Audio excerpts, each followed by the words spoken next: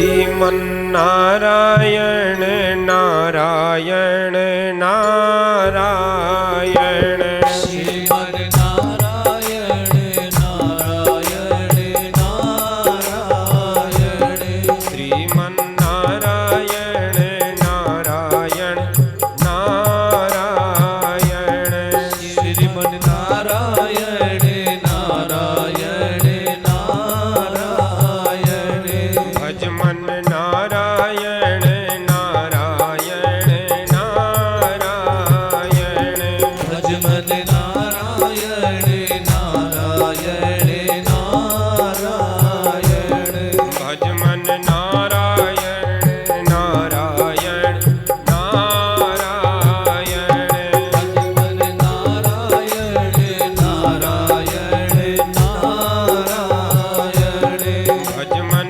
નારાયણ નારાયણ નારાયણ ભજમન નારાયણ નારાયણ નારાયણ ભજમન નારાયણ નારાયણ નારાયણ ભજમન નારાયણ નારાયણ નારાયણ ભજમન નારાયણ નારાયણ નારાયણ ભજમન નારાયણ નારાયણ નારાયણ શ્રીમન્નારાયણ નારાયણ નારાયણ ભજમન નારાયણ નારાયણ નારાયણ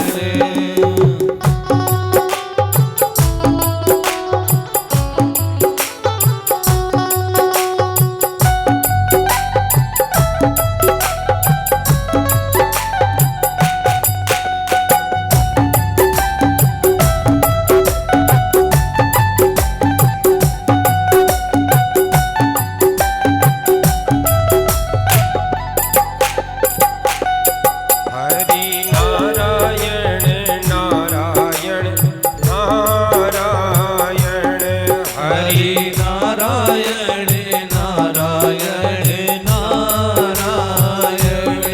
હરિ નારાયણ નારાયણ નારાયણ હરિ નારાયણ નારાયણ નારાયણ હરિ નારાયણ નારાયણ નારાયણ હરિ નારાયણ નારાયણ નારાયણ હરિ નારાયણ નારાયણ નારાયણ હરિ નારાયણ નારાયણ નારાયણ હરિ નારાયણ નારાયણ નારાયણ ભજમન નારાયણ નારાયણ નારાયણ ભજમન નારાયણ નારાયણ નારાયણ હરિ હરિ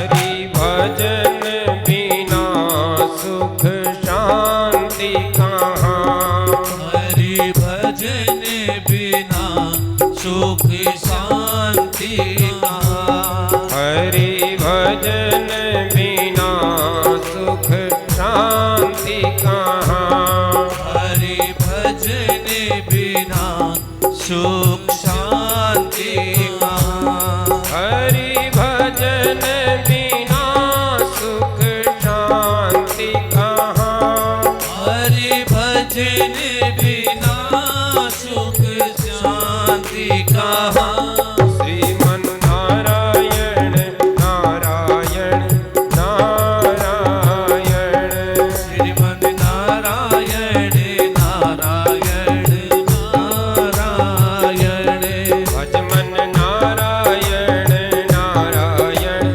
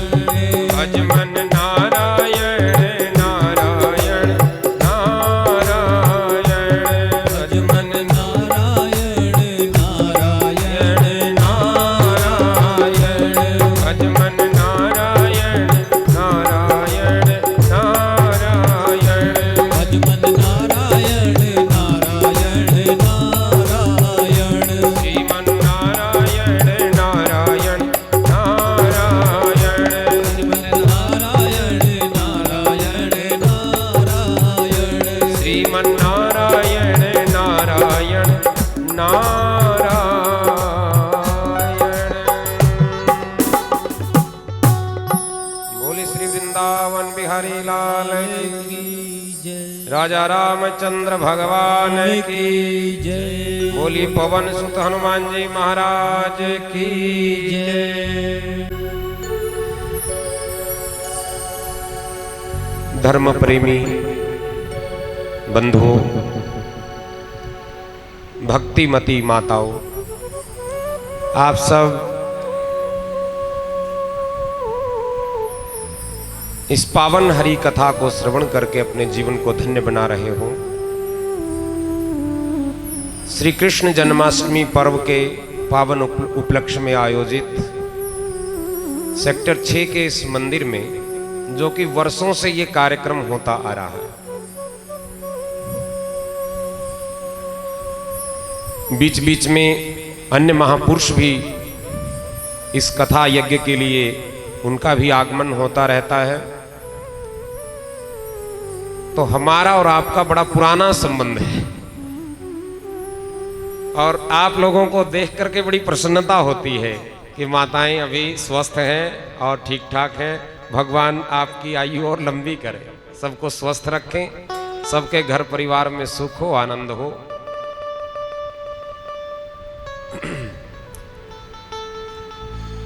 देखते देखते कथा का समय बीत जाता है। आज 5वां दिन है।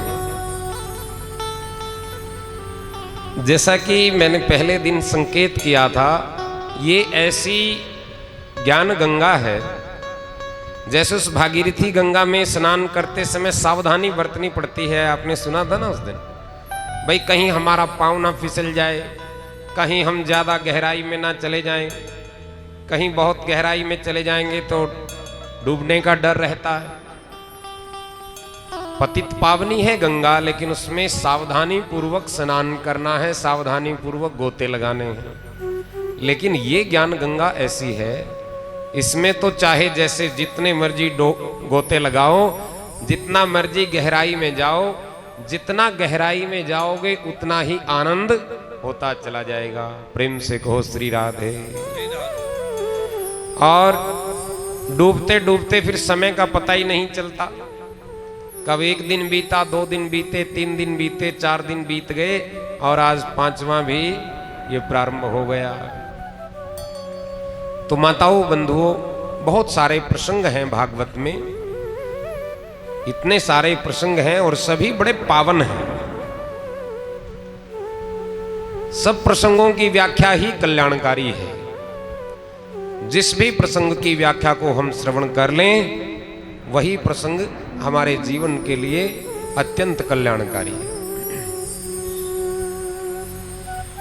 अनेकानेक प्रसंगों को, यानी कि कितने श्लोक हैं भागवत में, आपने बहुत बार सुना होगा। भागवत जी में 18,000 श्लोक हैं। 2, 4, 5, 10 श्लोक भी जीवन में किसी के याद नहीं होते, उन्हीं की व्याख्या समझ में नहीं आती, और यहां तो ये 18,000 श्लोक है।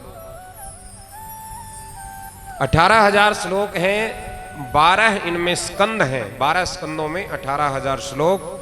तो 18,000 श्लोकों में कितने सारे प्रसंग आते हैं, यानी कि भगवान के लीला अवतारों का विस्तार से इसमें वर्णन आया है। भगवान के जितने भी अवतार हुए हैं, सनकादि मुनियों ने सूत जी महाराज के मुख से प्रथम दिन सुना था।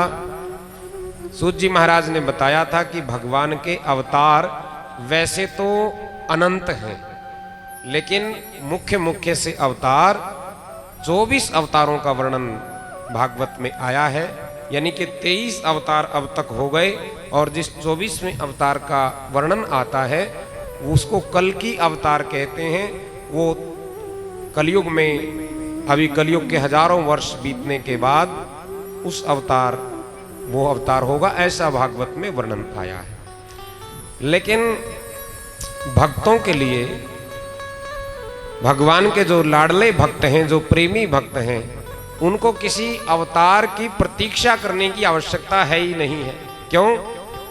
क्योंकि भगवान इस कली काल में श्री हरि कथा और भगवान नाम का जप, भगवान नाम का कीर्तन, नाम जप यानी कि, तो नाम जप और भगवान की कथा यानी कि संतों का मिलन और सत्संग, ये दोनों के दोनों ही कल्याणकारी हैं, साक्षात भगवान का ही स्वरूप है।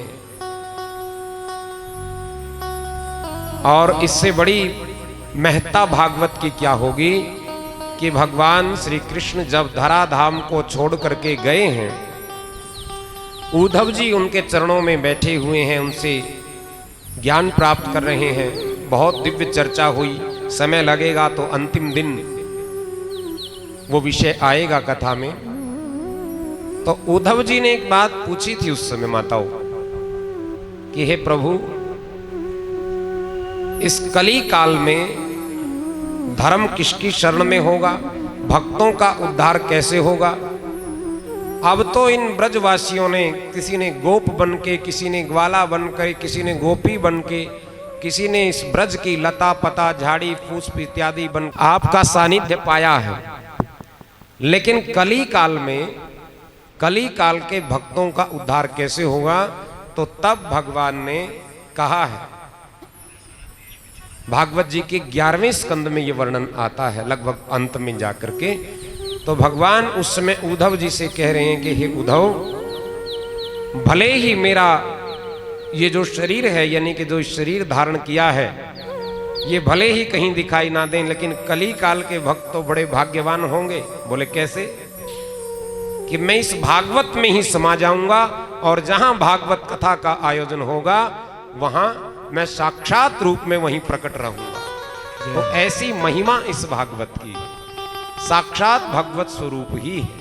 ये कोई पुस्तक नहीं है, कोई इतिहास, पुराण इतिहास की बातें नहीं है, साक्षात भगवान का ही दर्शन है। तो माताओं बंधुओं, जब भी हम कथा सुने, और अपना तो भाव ही यही रहता है कि कथा को कथा की दृष्टि से ही किया जाए, चुटकुले सुनाने के लिए, कहानी सुनाने के लिए और इधर उधर की बातें सुनाने के लिए तो बहुत समय है, बहुत साधन है, कहीं से भी ये चीजें सुनी जाएं।